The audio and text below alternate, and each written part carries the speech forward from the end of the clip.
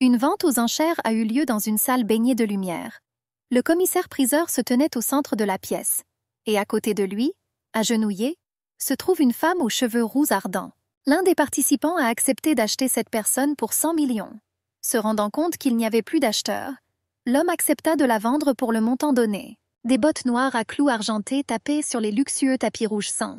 Le commissaire-priseur s'est rendu compte qu'il n'y avait pas d'enchérisseur et a annoncé que l'esclave avait été vendu. Un homme riche aux longs cheveux blonds s'approcha lentement de son achat. Prenant la fille dans ses bras, le blond lui demanda s'il pouvait la prendre. L'aristocrate prit doucement l'esclave épuisé dans ses bras et se dirigea avec confiance vers la sortie avec la charge. D'une voix tremblante de peur, la jeune fille demanda pourquoi le monsieur avait dépensé une somme d'argent aussi importante pour elle. L'homme riche lui a dit qu'elle devrait dormir un peu. Il lui assura que dès qu'elle ouvrirait les yeux, il quitterait cet endroit maudit. L'esclave remarqua que les yeux du maître étaient comme deux morceaux de glace brillant d'une lumière froide sous les rayons ardents du soleil. Bientôt, la jeune fille s'endormit, épuisée par tout ce qu'elle avait vécu dans les bras de son maître. Lorsqu'elle ouvrit les yeux, elle se retrouva dans une grande pièce. Il y avait un léger parfum de fleurs et les rayons du soleil brillaient à travers les rideaux. Notre héroïne a sauté hors du lit et a jeté la couverture. Et elle commença à regarder attentivement autour d'elle. L'étranger vit avec horreur les marques des cordes sur ses mains. Bientôt, un homme aux cheveux gris entra dans la pièce. L'esclave sauta soudainement de son lit moelleux, se préparant à se défendre. La servante lui a demandé de ne pas s'inquiéter, et il a assuré qu'aucun mal ne serait fait à personne. L'homme a signalé que l'étranger se trouvait dans la propriété de Shoe Biden. Avec enthousiasme, elle a demandé depuis combien de temps elle était dans ce quartier. La brune a rapporté qu'il commençait à s'inquiéter pour l'invité, qui ne s'était pas réveillé depuis plus de 4 jours. La jeune fille a demandé qu'on lui apporte du papier et un stylo. La voix de l'invité semblait confiante, malgré qui elle était. La brune apporta assez rapidement les objets nécessaires. L'esclave a demandé grossièrement au gars de laisser le papier et le stylo à ses pieds. La fille réalisa qu'elle devait s'échapper le plus vite possible. L'étrangère craignait que les habitants du quartier ne découvrent toute la vérité à son sujet. Les mains tremblantes de peur, elle commença à dessiner des ailes luxueuses. L'esclave se rendit compte qu'à cause du tremblement de ses mains, le dessin n'était pas clair. La fille, tenant la plume dans sa bouche, se tenait sur le bord du rebord de la fenêtre et se jetait par terre. La feuille de papier commença à brûler lentement, et un oiseau blanc comme neige apparut dans le ciel, qui transporta sa maîtresse plus près de la terre. La sorcière s'est rendue compte qu'elle avait besoin d'un moyen de transport pour s'échapper facilement, et a commencé à travailler sur un nouveau dessin. Quelqu'un a renversé la fille avant qu'elle puisse finir de dessiner.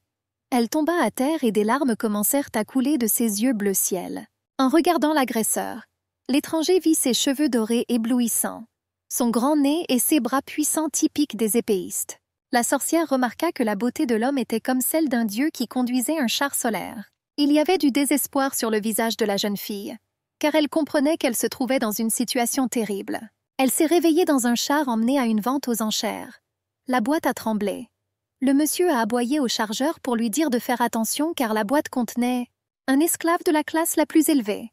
Le gars a expliqué que le prince lui-même devait venir à la vente aux enchères. Le marchand d'esclaves avait prévu de la vendre à un prix plus élevé. La sorcière était allongée dans une boîte en bois, les mains liées, et écoutait attentivement les conversations des simples ouvriers. Les murs semblaient peser sur elle. L'ouvrier a ri et a dit qu'il n'était pas très désireux de vendre la fille, car les femmes de la région désertique étaient particulièrement sexy. Notre héroïne s'est rendue compte qu'elle était née de nouveau en tant que méchante de son livre. La fille se sentit incroyablement offensée. Ce roman a été très populaire et a été lu par des milliers de personnes. La sorcière s'est rendue compte qu'elle avait jeté son personnage bien-aimé en prison au moment de sa mort. La fille ne pouvait pas comprendre pourquoi cela lui arrivait. Chérie a essayé de se détendre un peu dans le bain avec des pétales de rose rouge. La sorcière s'est rendue compte que devenir un méchant mineur n'était pas si mal. La fille aux cheveux roux ardents s'appelait Sherry. Elle s'accrochait au personnage principal plus que quiconque et détestait sans fin sa bien-aimée. Le méchant a simplement assisté à la mort du personnage principal. À cause de cela, le prince la jeta en prison, où elle mourut. Toutes ces manipulations n'étaient qu'un piège pour le méchant principal. Sherry était le personnage le plus malheureux, détesté de tous. Sherry était incroyablement jolie, comme si elle venait des temps anciens. Notre héroïne était incroyablement irritée par le nombre de références à ce sujet dans le roman. En écartant ses cheveux du visage, elle s'est rendue compte que les co-auteurs n'avaient pas menti. Sherry regarda son reflet dans le miroir avec admiration. Elle ne comprenait pas pourquoi une mignonne qui venait des magiciens du dessin ne pouvait pas être le personnage principal. La jeune fille était sûre que cela augmenterait le lectorat. Frappant à la porte de la salle de bain, l'homme annonça que Son Altesse le Duc avait invité Sherry à dîner en bas. En ouvrant un petit placard, la méchante a supposé que le majordome avait accroché ses vêtements de maison dans le placard. À son grand regret, la jeune fille comprit que sa nature coréenne ne lui permettait pas de parler comme elle le savait. Elle s'est rendue compte qu'elle ne connaissait pas l'arbre généalogique complet. « Votre personnage ?» Il semblait à la sorcière que les habitants locaux ne se comportaient pas de manière très suspecte. Sherry savait que tout pouvait changer à tout moment. Bientôt, la sorcière apparut sur le pas de la porte. Astor remarqua qu'elle s'était un peu calmée. Détachant son regard angélique du journal, l'homme blond suggéra à la jeune fille de s'asseoir le plus vite possible. Sherry s'est rendu compte que ce monde était un méli-mélo du monde médiéval avec ses chevaux, ses rêves et ses mécanismes de train. La sorcière remarqua un titre de journal dans lequel la presse à scandale prétendait que le duc avait une liaison passionnée avec une belle femme. Astor Pomraknev a assuré que c'était un non-sens. L'homme a déclaré que le journal contenait des rumeurs sans fondement et des informations non vérifiées. Lorsque la sorcière regarda l'un des serviteurs, il rougit et détourna rapidement le regard. Le duc a rapporté que l'assiette contenait une soupe claire aux crustacés. Le gars était sûr que Sherry pourrait avaler ce plat assez facilement. La sorcière le remercia pour son attention. Et elle a supposé que la raison en était que c'était le premier repas normal. Astor a suggéré de commencer par une histoire sur lui-même. Il a dit que son nom était Lasius de Schubaiden. La sorcière s'est présentée par son nom. Les yeux de la jeune fille montraient une confiance sans précédent pour quelqu'un qui avait été acheté aux enchères. Le duc a demandé pourquoi elle avait été capturée. Sherry était l'une des rares à avoir la capacité d'un mage en dessin. Elle était experte dans l'art de donner vie à ceux qu'elle dessinait. Il y avait pas mal de gens qui voulaient l'obtenir. Sherry ne pouvait que se mordre la langue et mourir. La sorcière détourna le regard et dit que les aristocrates avaient appris qu'elle était une magicienne du dessin. Le duc pensait qu'elle avait été expulsée. La jeune fille a fièrement annoncé qu'elle s'était enfuie dans le désert sans permission. Mais malheureusement pour elle, il n'y avait ni papier ni stylo. D'après son histoire, l'aristocrate comprit que la sorcière n'avait nulle part où retourner. Sherry s'est rendu compte que dès qu'elle parviendrait à récupérer un peu, elle s'enfuirait. Le gars a noblement suggéré que si elle n'avait nulle part où aller, l'invité pourrait rester dans son domaine pendant une courte période. Le mage dessinateur réalisa qu'il s'agissait d'une scène de souvenir du passé de la 4e méchante. Astor a déclaré qu'il voulait qu'elle témoigne contre les organisateurs de la vente aux enchères d'esclaves. L'homme a assuré qu'une fois l'interrogatoire terminé, il la livrera n'importe où. Embarrassée, la sorcière dit qu'elle avait besoin de récupérer un peu. Sherry réalisa que quelqu'un avait surveillé le duc toute sa vie. La fille était surprise qu'il n'aime pas communiquer en regardant son interlocuteur dans les yeux. La sorcière ne voulait pas vraiment le regarder non plus. Le majordome fut étonné que le monsieur ait terminé son repas si rapidement et soit parti. Les yeux brillants de joie, la sorcière dit qu'elle avait une question à poser à l'homme. Elle a demandé quelle profession dans cet univers rapportait beaucoup d'argent. Le serviteur rapporta au duc qu'il avait parlé à la jeune fille de plusieurs méthodes. Le majordome a assuré que la dame n'avait pas erré au milieu de la nuit à la recherche de la chambre d'Astor. Le duc a demandé comment la jeune fille traitait ses cheveux. Le majordome a indiqué que le témoin n'attachait aucune importance particulière à son apparence. Des ombres jouaient sur les murs, et 2 poupées ressemblant à un méchant mineur et à un duc brûlaient dans la cheminée. Les jouets ont été lentement consumés par le feu. Le monsieur a admis qu'elle n'était peut-être pas réellement tombée amoureuse de lui. Le majordome lui suggéra de vérifier à nouveau, au cas où. Les créatures miniatures lavaient soigneusement les cheveux de la maîtresse. Ils ont lavé soigneusement chaque mèche. Sherry trempée dans un bain chaud avec une mousse aérienne et des pétales de fleurs délicats. La sorcière s'est rendue compte que ce monde n'était pas très différent du monde réel. Se souvenant des paroles du majordome, la jeune fille a commencé à penser à lancer une marque de vêtements de mode. Elle ne savait pas quel divertissement inoffensif elle pouvait offrir aux gens. La mage dessinatrice était sûre d'être l'une des rares à savoir s'adapter. La fille était fière d'elle-même. Après tout, malgré les changements drastiques dans l'environnement, elle n'a pas versé une larme. Elle était incroyablement heureuse de pouvoir enfin dire adieu à la moisissure et à la vie au sous-sol. Sherry s'est encouragée. Elle s'est rappelé qu'elle ne voulait pas vraiment passer toute sa vie à travailler dur pour rembourser ses prêts étudiants. Elle a évalué objectivement ses capacités, réalisant qu'elle pourrait enfin devenir riche. Sa Majesté frappa avec insistance à la porte pour vérifier si tout allait bien avec Sherry. La sorcière ne comprenait pas pourquoi Astor frappait à la porte de sa salle de bain. En regardant le sablier, la fille réalisa qu'une heure entière s'était déjà écoulée. L'invitée a dit qu'elle allait bientôt partir. Bientôt, le clic de la serrure se fit entendre. La fille couvrit rapidement sa poitrine avec ses mains. Profondément embarrassé, il commença à demander pardon. Astor est sorti de la salle de bain et a dit qu'il n'avait rien vu.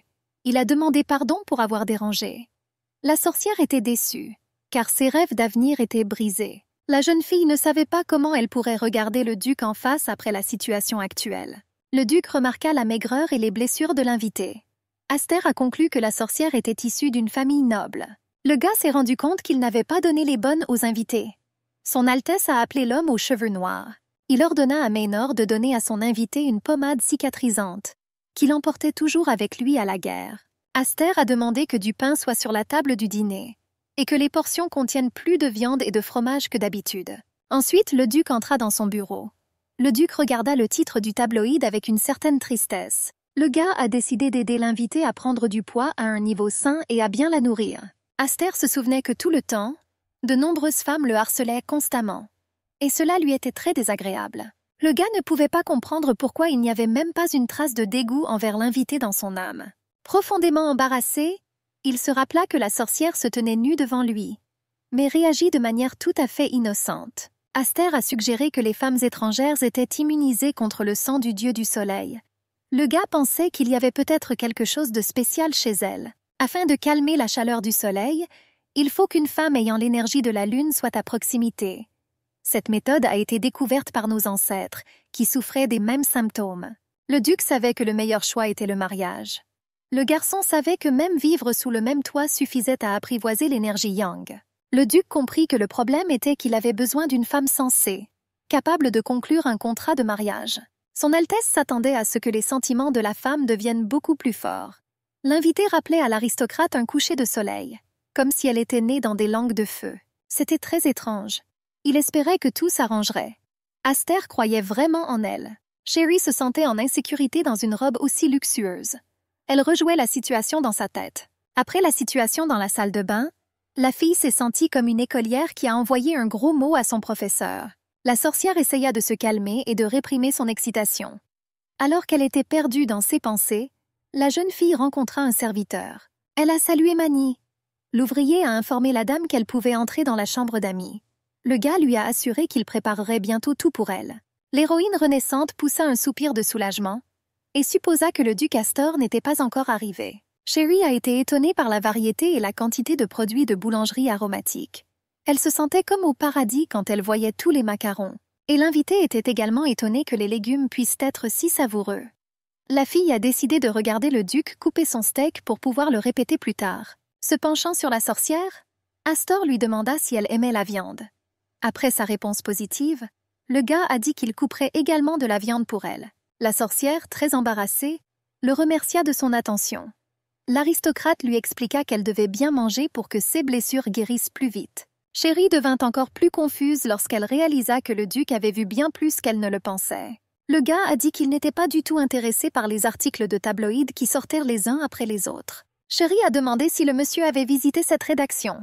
Il soupira lourdement et dit que c'était inutile. Après le regard surpris de la sorcière, le gars a dit que l'instigatrice était la princesse elle-même. L'héroïne réincarnée se souvient que la princesse était le méchant numéro 2 qui empêchait les personnages principaux d'être ensemble.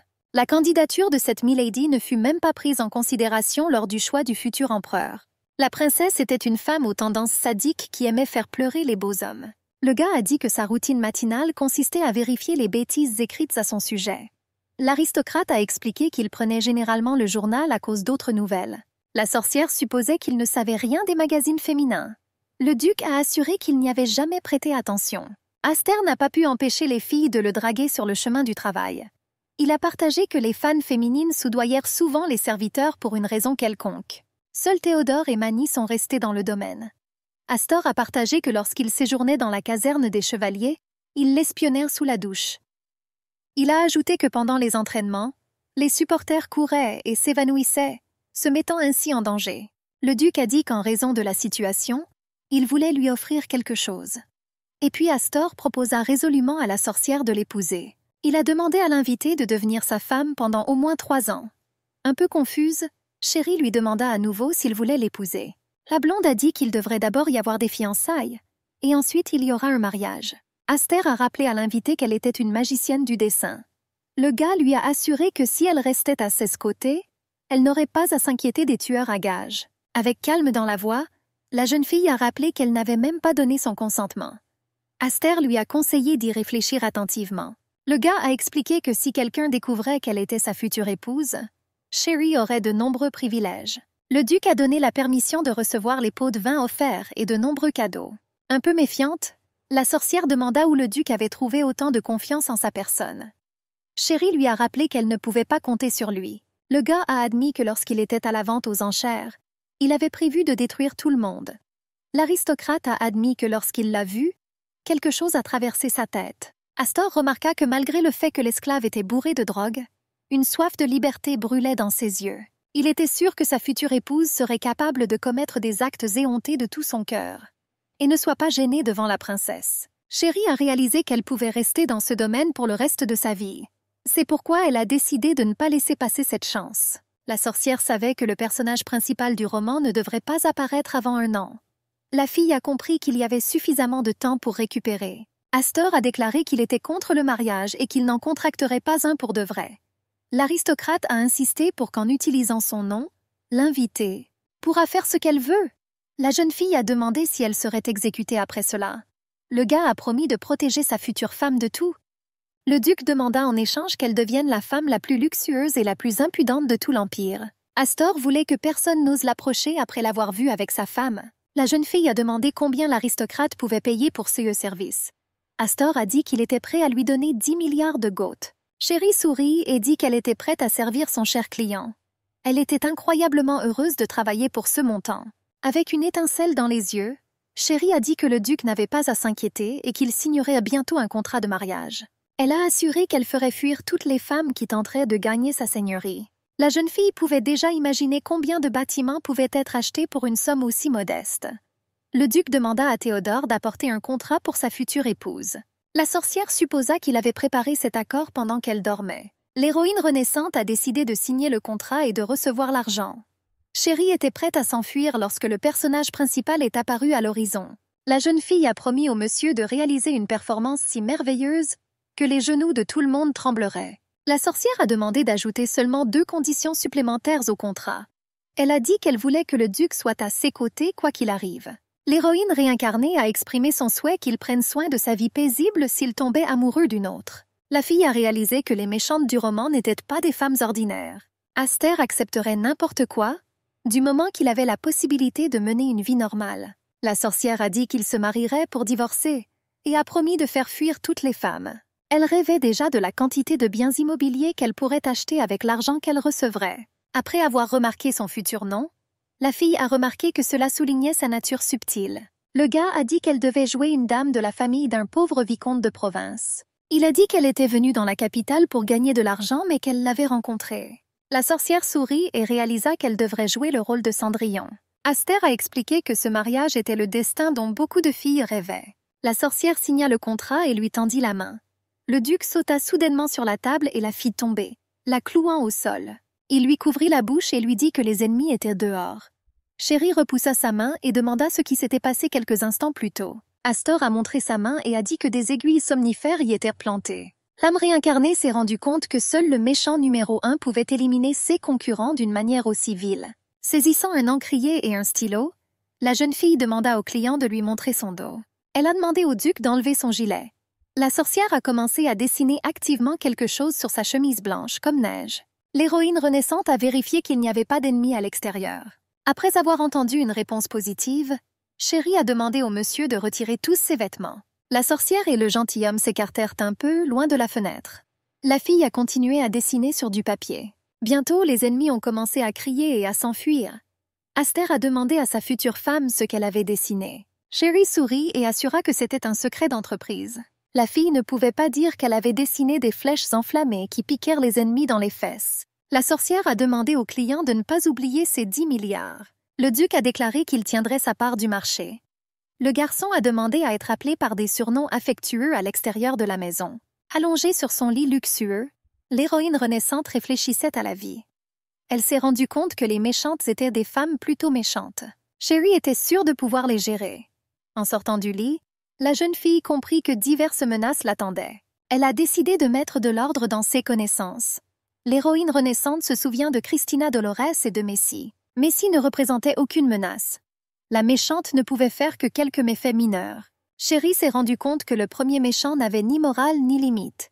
Christina pourrait facilement achever son adversaire à tout moment. L'héroïne renaissante s'est rendue compte que Dolores était toujours un problème assez sérieux. En prononçant des surnoms affectueux, la mariée a demandé lequel le client préférait. Le duc douta quelques instants. Théodore soignait soigneusement les blessures de son maître au son crépitant de la cheminée. Le majordome a demandé au garçon s'il avait pensé à la dame. Astor soupira lourdement et réalisa qu'il était assez difficile de tromper l'homme. Le majordome remarqua que l'aristocrate s'était blessé en protégeant son invité. Il a conclu que le jeune homme aimait la fille. Le duc remarqua qu'elle se comportait plutôt étrangement. Le majordome supposait qu'il parlait du personnage de Sherry. Le jeune homme remarqua que les nerfs de la sorcière semblaient être en acier. Théodore a dit que c'était une bonne nouvelle car il ne savait pas ce que l'avenir leur réservait. Après avoir remis le petit flacon de médicaments à sa place, l'homme conseilla au monsieur d'aller se coucher. Avec un léger tremblement dans la voix, le duc demanda si la jeune fille refuserait son offre. Le gars espérait que la chance serait du côté de Sherry. L'aristocrate a remarqué que même lorsque la fille était en esclavage, elle était pleine de passion. Il avait le sentiment que tout irait bien avec cette personne en particulier. Aster observait le paysage nocturne du jardin, baigné des rayons froids du clair de lune. Le gars a arrangé ses luxueux cheveux blonds avant d'aller au lit. En expirant, il supposa qu'il aurait bientôt plus de travail à faire. La future duchesse l'appelait activement par son nom, alors qu'elle se tenait à la porte de sa chambre. Il ouvrit la porte et dit qu'il s'était déjà levé depuis longtemps. Elle a crié dans la rue. Il y avait beaucoup de choses à acheter. Ce n'est que maintenant que la sorcière remarqua que son futur mari était un bel homme. Le blond a dit qu'il avait simplement l'intention d'appeler une personne. L'héroïne renaissante commença à devenir nerveuse. Sherry a suggéré à son futur mari qu'ils sortent ensemble. La jeune fille avait hâte que le duc la présente et lui dise qu'ils étaient en couple. Il a froidement informé que cela n'était pas possible. Remarquant le regard surpris de la mariée, le gars lui a rappelé qu'elle avait été agressée quelques jours auparavant. En souriant, la mariée a dit qu'elle avait préparé quelque chose pour se défendre. Elle sortit de son sein un dessin représentant un oiseau de proie. La fille a dit qu'elle le mettrait entre ses seins au cas où. Elle a soulevé son ourlet et a demandé à regarder sa cheville. Un peu gêné, le monsieur se détourna et dit qu'il était inutile de lui raconter de tels détails. Sherry a demandé au client de ne pas s'inquiéter. Et elle a dit qu'ils allaient acheter du matériel d'art. Sur le chemin de la ville, la fille s'est plainte que ses vêtements étaient inconfortables et a demandé de se dépêcher. La sorcière a dit qu'elle avait soi-disant compris qu'il n'aimait pas les femmes. La sorcière a demandé à jouer un peu avec elle. La mariée a dit que s'il ne savait pas quoi faire, il pouvait simplement s'adapter à elle. Le duc comprit que cette sortie donnerait lieu aux premières rumeurs. La jeune fille avait prévu de tourner dans sa direction les regards dirigés vers son futur mari. Sherry se demandait si le duc apprécierait cette tournure des événements. Interrompant ses pensées, le gars dit qu'ils étaient déjà arrivés à la boutique d'art. En regardant le bâtiment luxueux, l'actrice s'est rendue compte qu'elle avait attrapé la chance par la queue. Elle savait qu'elle pouvait acheter le meilleur matériau sans se soucier du prix. Alors que Sherry sortait de la voiture, le client lui tendit la main d'une manière attentionnée. La fille a remarqué que lorsqu'il l'accompagnait, il semblait être une personne complètement différente. L'héroïne renaissante s'est rendue compte qu'il y avait de nombreux spectateurs autour. Elle a décidé d'agir. La fille n'a pas laissé passer cette occasion et a fait semblant que son talon était tombé dans la grille du repose-pied. L'actrice a crié et est tombée sur l'aristocrate. Sherry le remercia avec des yeux brillants. Sentant le tremblement dans les mains du client, la sorcière réalisa qu'il était mal à l'aise en présence d'un membre du sexe opposé. L'actrice avait l'impression que son dos lui brûlait à cause des nombreux regards envieux. Elle comprit qu'elle devrait endurer tout cela pour pouvoir posséder en exclusivité le duc. Souriant, le magicien dessinateur a demandé au gars de ne pas faire attention. Le duc était sûr que son compagnon serait dérangé par des regards envieux. Astor a été frappé par la sincérité avec laquelle elle a ignoré cette attention. Après avoir remis au client une petite valise, l'actrice lui a demandé de supporter sa charge. Le duc a remarqué que malgré leur simple communication informelle, la jeune fille s'adressait habilement à lui en l'appelant « toi ».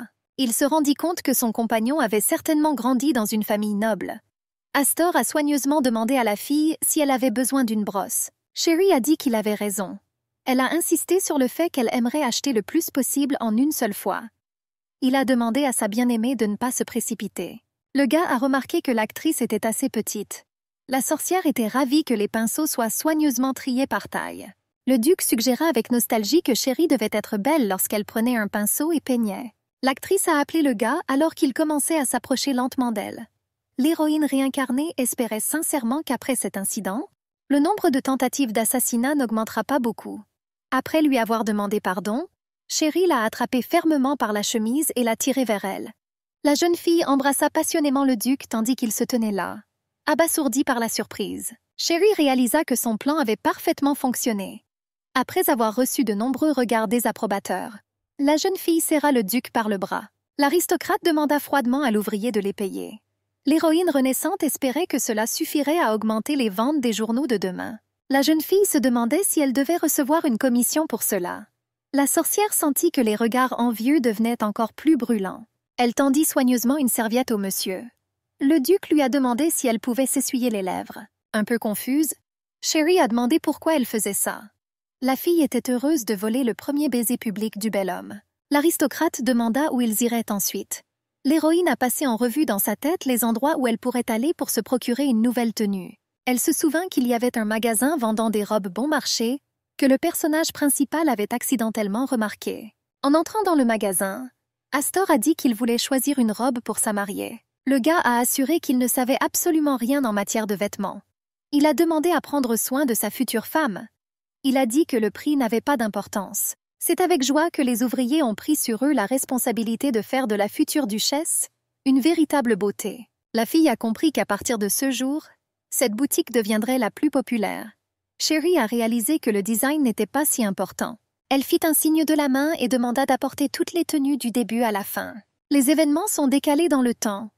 Alors que l'actrice buvait avec son maître, il a remarqué qu'elle était très fatiguée. Le duc a dit qu'elle pouvait s'allonger et se reposer un moment.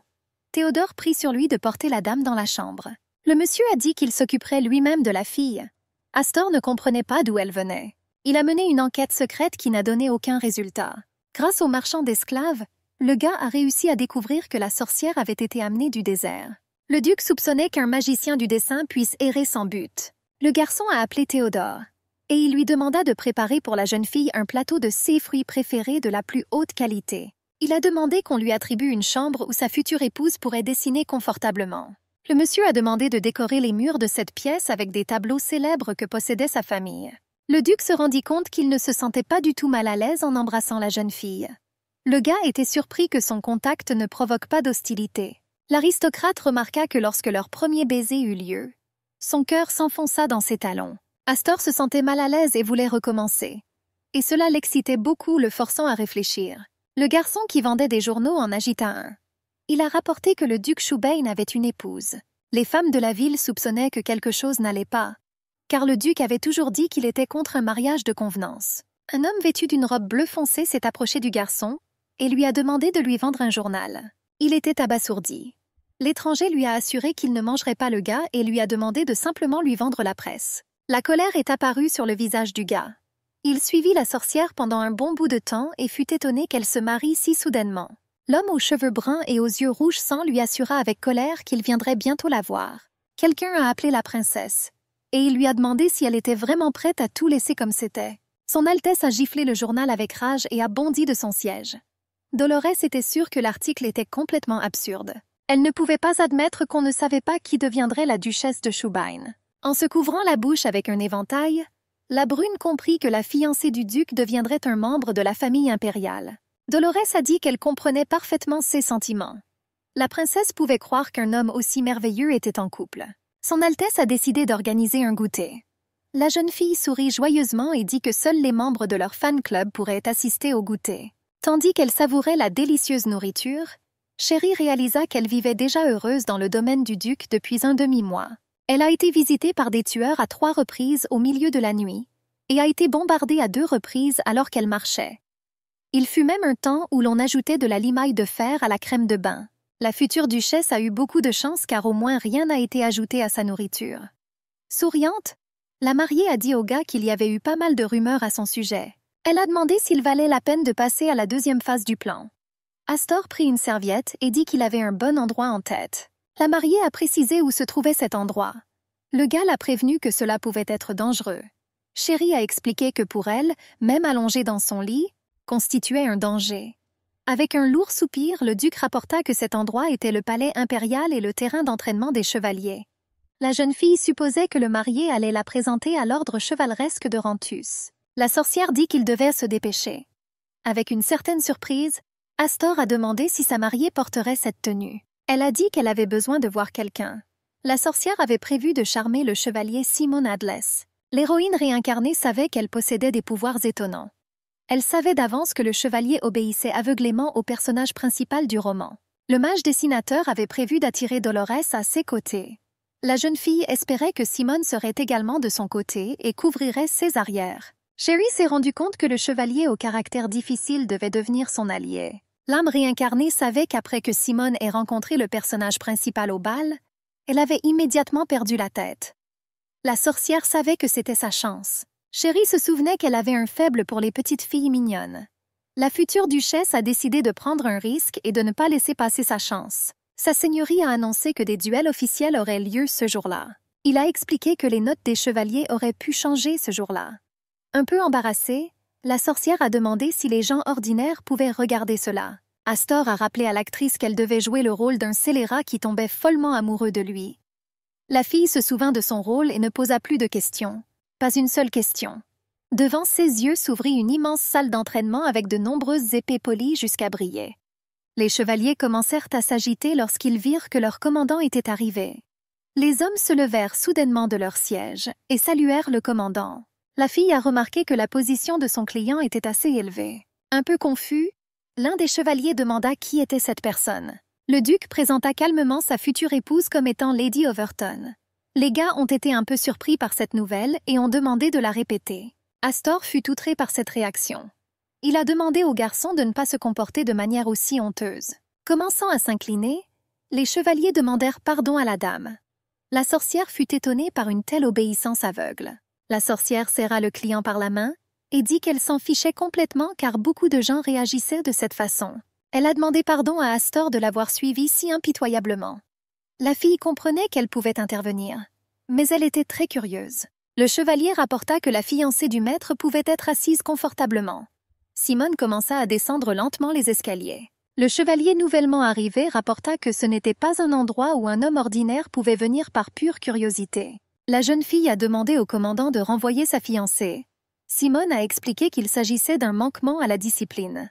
L'héroïne réincarnée ne pouvait pas comprendre pourquoi ce chevalier aimait le personnage principal. La dame s'est excusée de ne pas y avoir pensé. L'actrice a déclaré qu'elle était même mal à l'aise à l'idée que son fiancé partirait sans elle. Sherry était capable de pleurer en public sans problème. Luc se jeta aux pieds de la dame et l'informa qu'elle n'avait pas du tout besoin de partir. Le chevalier a déclaré qu'il comprenait l'importance de maintenir la discipline. Le gars était content que son maître ait enfin amené une épouse. Sherry, essuyant ses larmes, demanda si elle pouvait vraiment rester. Luc a assuré qu'il préparerait un endroit confortable pour la dame le plus rapidement possible. La fille le remercia pour sa gentillesse. Le chevalier Simone était mécontent. Elle boudait en silence. La fille en armure s'est retournée et s'est éloignée. L'héroïne renaissante s'est rendue compte qu'elle avait complètement gâché sa première rencontre avec Simone. Sur le terrain d'entraînement, un duel était annoncé entre les chevaliers Simona et Romane. L'âme réincarnée savait que Simone vaincrait le chevalier mâle et se relèverait ensuite complètement couverte de boue. Après quoi, elle s'est approchée du personnage principal, a enlevé son casque et s'est agenouillée. Le chevalier a dit qu'elle dédiait cette victoire à la noble dame. Le gentilhomme a rappelé que les chevaliers doivent dégainer leur épée pour saluer. Sherry a essayé de se rappeler qui pouvait participer à cette compétition. Les filles étaient incroyablement curieuses de savoir où se trouvait Simone. Le gentilhomme informa froidement que la jeune fille était à la 31e place parmi tous les chevaliers. L'actrice a prédit avec admiration qu'elle serait dans le top 30. Avec une certaine prudence, Astor a demandé à la mariée comment elle avait pu savoir cela. Le gars s'est rendu compte qu'il n'avait jamais vu les capacités du chevalier. Elle a fait semblant de ne pas entendre la question, disant qu'il y avait beaucoup de bruit près de l'arène.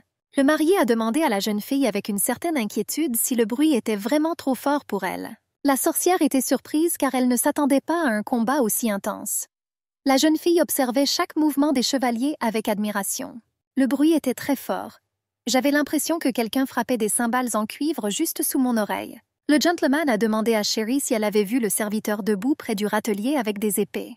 Le duc a expliqué que le garçon était l'espion de la princesse. Astor a dit qu'il avait volontairement laissé tomber ce gars.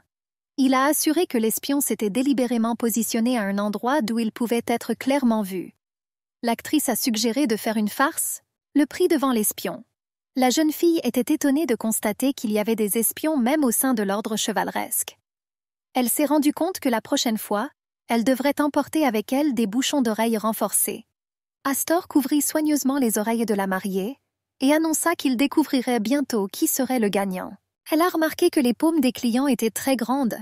Sherry se sentait beaucoup mieux. La fille a demandé si elle pouvait soutenir quelqu'un. Le duc hésita un peu et dit qu'il n'y avait aucune interdiction. Le gentilhomme a assuré que chaque chevalier combattait avec le soutien de madame. L'héroïne renaissante se mit à crier frénétiquement, soutenant Simone. Pendant quelques instants, il y eut un silence dans l'arène des chevaliers. Le chevalier lança un regard dédaigneux à Sherry. Embarrassée par le regard du chevalier, Sherry se couvrit le visage avec un éventail. Elle a déclaré qu'elle n'avait aucune intention de la mettre dans une position inconfortable. Le monsieur a rapporté que l'actrice a dépassé toutes ses attentes. Déroutée, la mariée a demandé si c'était un éloge. Le duc a demandé à la jeune fille de ne pas être bouleversée. Et il assura que le chevalier était inhabituellement timide. L'adversaire sourit et dit à la fille qu'elle avait beaucoup de chance d'avoir une telle beauté qui l'encourageait. Serrant fermement la poignée de son épée, elle demanda au garçon de se taire. Le chevalier a utilisé une technique spéciale lors de l'attaque et a facilement renversé l'épée de son adversaire. Aster l'a félicité et a déclaré que sa note était en hausse. En regardant le champ de bataille avec admiration, l'actrice a précisé quelle technique le vainqueur a utilisée. Le client a dit qu'il ne pouvait pas appeler cela de la technologie. Le gars a dit que ce pouvoir apparaissait lorsqu'un certain niveau était atteint. L'héroïne réincarnée a demandé si l'attaque à l'épée était renforcée. Parce que la fille était distraite par ses pensées, elle n'a même pas remarqué comment le gagnant s'approchait. La main sur le cœur. Le chevalier demanda au commandant d'être son adversaire au prochain tour. Aster a dit qu'il était temps de commencer. La fille était un peu nerveuse. Des gouttes de sueur coulaient lentement sur son visage. La mariée regardait le duel avec curiosité. Luc informa avec enthousiasme Milady qu'il lui avait apporté du thé glacé. La dame a demandé au gars de se comporter tranquillement. La jeune fille a compris pourquoi le monsieur avait le surnom de « chevalier féroce ». L'âme réincarnée remarqua qu'Astor avait l'air très content. La jeune fille était étonnée de voir comment la princesse pouvait blesser une personne aussi parfaite. Sherry remarqua que le serviteur avait disparu. La dame était sûre que sa boisson était la plus ordinaire. Mais elle craignait que l'espion soit hors de vue. L'actrice était entourée de son dessin en forme d'oiseau de proie dans une lumière bleu ciel. L'oiseau couvrait la dame de son aile translucide. La jeune fille réalisa que si la lance l'avait touchée, elle l'aurait transpercée à mort. Et ainsi il dépassait du corps de la créature invoquée. La sorcière espérait qu'à cause de la colonne de poussière, personne ne pourrait voir comment elle utilisait sa magie. Sherry ne comprenait pas où étaient passés les partenaires d'entraînement. S'approchant de la dame, le chevalier rapporta que le commandant était allé attraper celui qui osait attaquer sa fiancée. La sorcière rit maladroitement et supposa qu'elle était vraiment détestée. La jeune fille a déclaré qu'elle-même ne savait pas combien de fois elle avait été en danger. Simone a dit que c'était assez facile à expliquer avec logique. Le chevalier a demandé quel genre d'oiseau étonnant se tenait derrière la dame. La magicienne du dessin a dit qu'elle avait acheté cet oiseau spécialement pour se protéger. La jeune fille a expliqué que si elle n'avait pas fait cela, elle aurait pu devenir une proie facile. Un peu méfiant, le chevalier demanda si tel était vraiment l'ordre des choses pour la future duchesse. Embarrassée, Sherry a déclaré qu'elle venait tout juste d'arriver dans la capitale. L'actrice a assuré qu'elle n'avait même pas eu le temps d'ennuyer qui que ce soit et qu'elle était étonnée qu'il la déteste autant. Simone dit que si la vie de la dame avait été si souvent attaquée, il était impératif d'en informer l'empereur. Le chevalier était sûr que quelqu'un était derrière tout ça, et après enquête, le coupable sera sévèrement puni. En sortant son mouchoir, Sherry supposa qu'elle était dans un état indécent. Le duc a demandé à sa fiancée si elle était blessée, et il a dit qu'il ne pourrait pas aller dans les cafés ou les expositions comme les autres couples.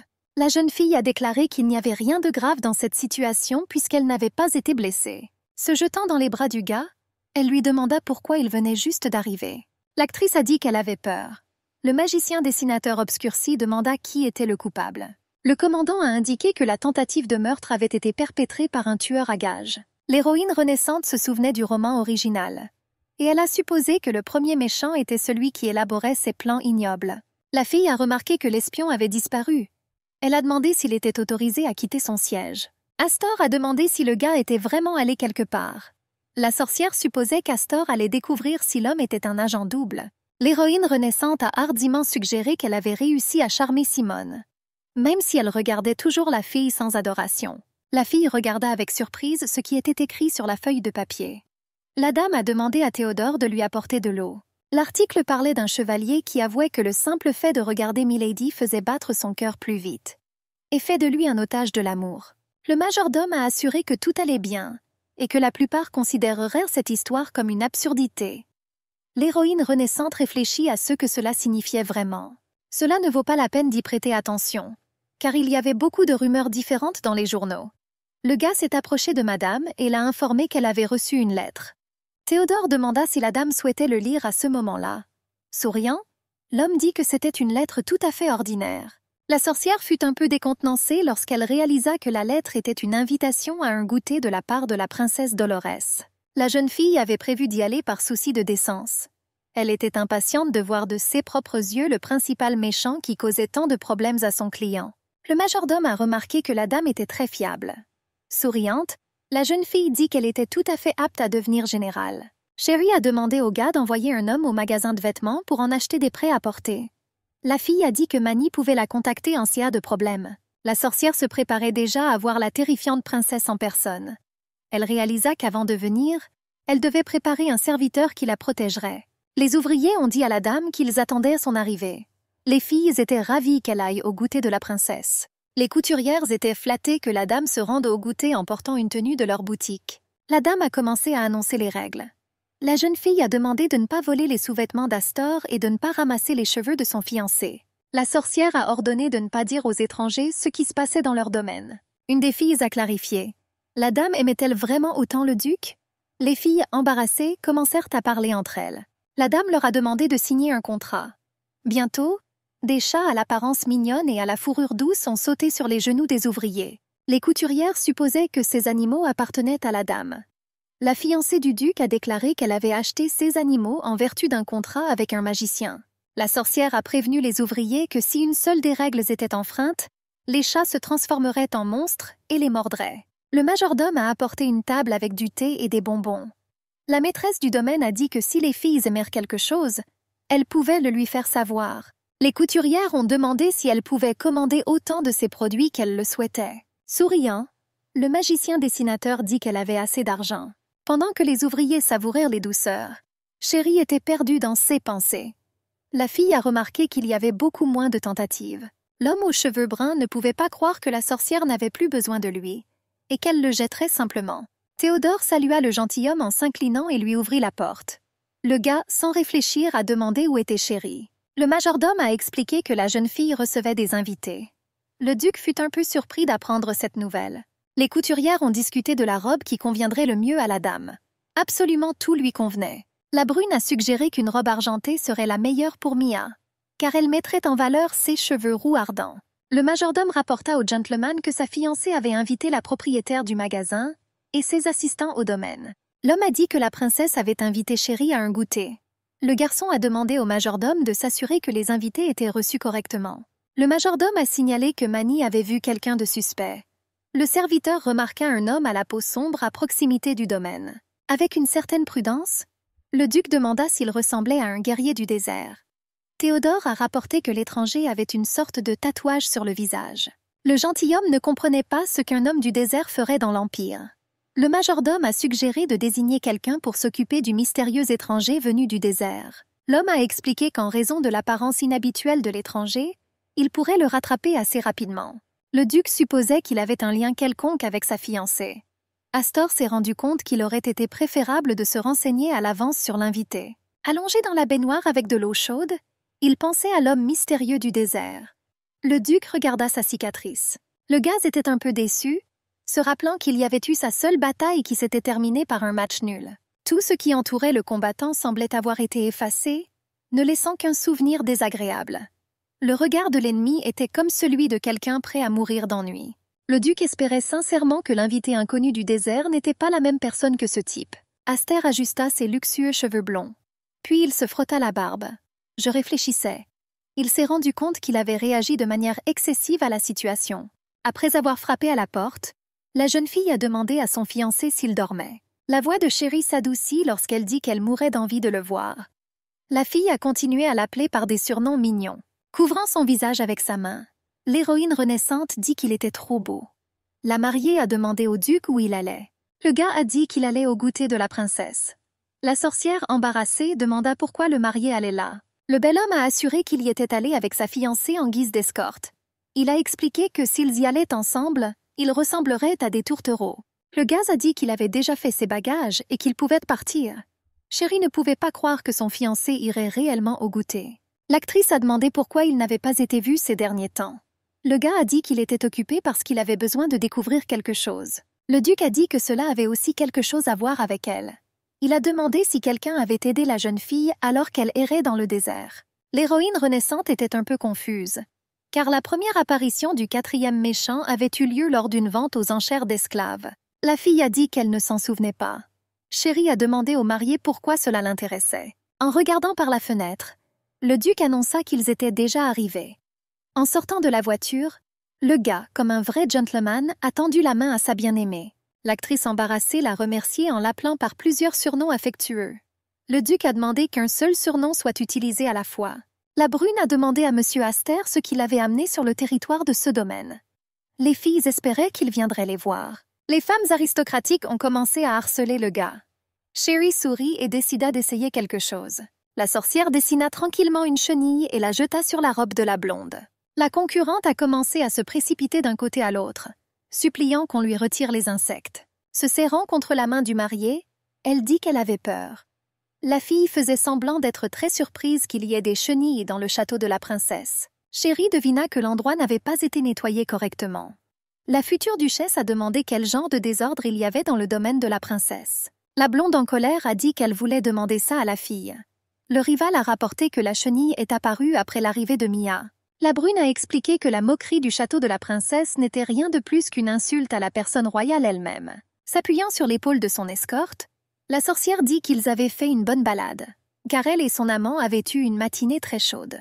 Les filles ouvrirent simultanément la bouche avec surprise. Ils haletaient et gémissaient sous l'excès d'émotion qui les submergeait. La magicienne appuya sa tête sur l'épaule de Lazin.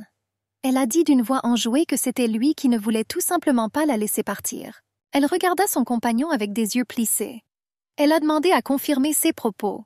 Il bégaya et assura que c'était exactement comme ça que cela s'était passé.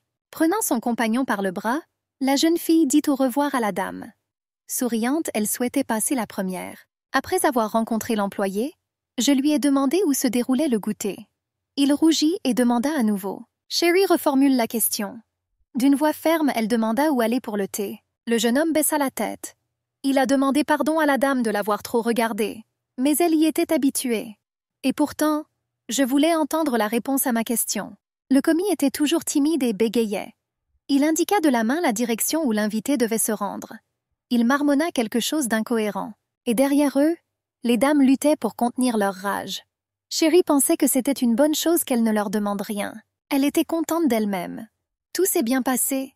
Ses yeux bleus brillaient alors qu'elle regardait son partenaire. Mais pour une raison quelconque, Lazing était bouleversée. La fille ne pouvait pas comprendre ce qui avait provoqué cela. Elle supposait qu'elle n'aimerait peut-être pas ce serviteur. Chérie l'appela par son nom, le sortant de sa rêverie. Elle l'a remercié de l'avoir amené ici. Le jeune homme a répondu qu'il faisait des choses naturelles. Le magicien sourit. Elle lui a assuré qu'il était désormais temps pour lui de partir. C'est ici que commençait le territoire des femmes. L'archiduc a rappelé qu'il serait à proximité si quelque chose arrivait. Et elle pouvait appeler au pouvoir en criant fort. La fille rit en réponse, prenant ses paroles comme une blague. La sorcière était heureuse d'avoir enfin rencontré cette personne. Devant elle se trouvait la méchante numéro 2, Diolès Adela Terran. S'inclinant en signe de révérence, la jeune fille salua joyeusement son Altesse la princesse. Elle a rendu l'appareil. Elle a demandé si l'invité aimerait collectionner des poupées comme elle. Chérie se souvient que dans le roman, la princesse était qualifiée de collectionneuse de poupées. Elle jouait avec les sentiments des hommes et organisait des fêtes pour les femmes afin de jouer avec elles comme avec des poupées. L'invitée a assuré en riant qu'elle avait été obligée de refuser. Puis Adela a invité la fille à devenir sa poupée. La princesse a généreusement donné beaucoup d'opportunités à ses poupées. Mais Chérie a également refusé. La sorcière aux cheveux roux expliqua son refus en disant qu'elle était trop belle pour être appelée ainsi. Les invités à la fête furent surpris et serrèrent les poings de colère. Mais la princesse a transformé tout cela en blague. Elle dit en riant que la dame était la première à la refuser si simplement. Adela continua de rire. Souriante, elle a qualifié le comportement de la jeune fille d'arrogant. La sorcière accepta les louanges avec une révérence et un sourire. La princesse fit un effort pour arrêter de rire. J'ai essuyé mes larmes. Elle a annoncé sa décision de placer l'invité à côté d'elle à la table. Des mots de gratitude ont été exprimés en réponse. Bientôt, Chérie était assise à la table. Son Altesse a demandé quel était le nom de la dame. Titania Oberon a répondu à l'invité. Adela a demandé à nouveau. Elle a déclaré qu'un tel nom de famille ne figurait pas parmi les familles nobles impériales. La dame a assuré que la princesse n'avait pas besoin de savoir que sa famille était petite et faible. L'hôtesse de la fête a suggéré que la mère de la dame était une femme magnifique. Elle a assuré qu'elle n'oublierait jamais une dame digne de la place de sa mère. La princesse adorait les énigmes. Née génie, il n'y en a jamais eu un qu'elle n'ait pas compris. Et la vie a commencé à perdre son sens pour elle. La dame était surprise d'être devenue un nouveau mystère. Adela a confirmé. Elle a demandé de ne pas la laisser résoudre le problème rapidement. Après tout, j'aimerais en profiter le plus longtemps possible. Son Altesse avait de l'espoir pour Lady Oberon. La fille a remercié la princesse. Elle le remercia en retour. L'invitée a été surprise que son futur marié soit si populaire. Et même s'il n'avait pas encore eu de mariage, elle croyait que tout se passerait bien. Elle s'intéressait donc aux femmes qui montraient un intérêt particulier pour son mari. Je supposais que la princesse était bien consciente de cela. L'un des invités à la fête s'est montré indigné. Elle serra le poing et le frappa sur la table. Et elle considérait comme déshonorant d'appeler quelqu'un son mari avant même d'être mariée. Chérie était surprise d'avoir réellement dit ça. En riant, elle a assuré qu'elle-même ne l'avait pas remarqué. Et elle a partagé qu'elle et Astrom se faisaient souvent ça. « Ah, ils m'ont appelée seule, c'est pour ça que ça a éclaté. » La princesse a admis que Lady Oberon était la véritable propriétaire. Elle se considérait comme une véritable envahisseuse. L'invité a demandé en riant de ne pas faire d'elle un animal en peluche. Après tout, si une telle beauté est privée de vie, l'humanité perdra beaucoup. La princesse a exprimé qu'elle aimerait son personnage. Et elle a demandé à l'invité de faire quelque chose de gentil. Elle a dit qu'elle allait généreusement tout lui pardonner. Lady Oberon a promis de surprendre certainement la princesse.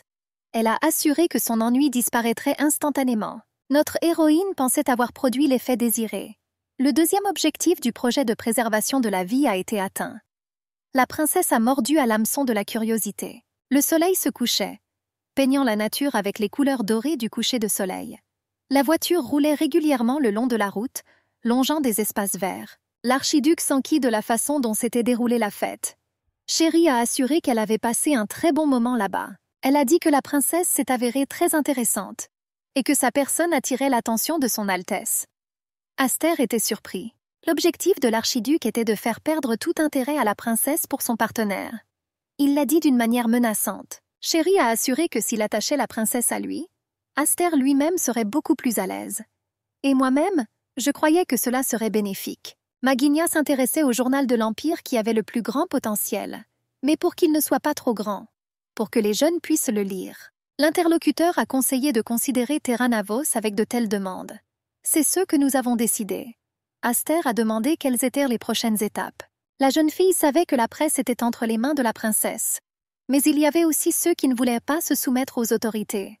C'est pour ça que ça valait la peine de les prendre. Chérie allait offrir au journal le monopole de la publication officielle de leur histoire d'amour. Les autres journalistes n'auront alors qu'à deviner. Et avant Terra Navos, le couple pourrait organiser un rendez-vous spécial. Et puis Terra Navos imprimera sa chronique et les gens achèteront son journal. Et quand tout fonctionnera bien, le nombre de lecteurs augmentera.